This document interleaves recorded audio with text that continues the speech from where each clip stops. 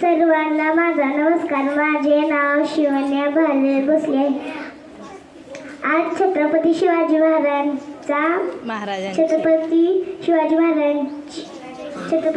महाराजांची जयंती आहे. त्यानिमित्त मी तुम्हाला दोन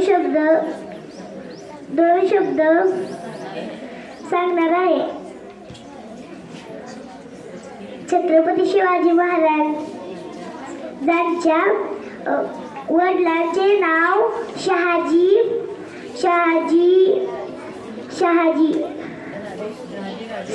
राजे भोसले होते व आईचे नाव जिजाबाई होते. त्यांचा जन्म शिवनेरी किल्ल्यावर झाला. एवढे बोलून मी माझे भाषण संपवते. जय हिंद, जय भारत.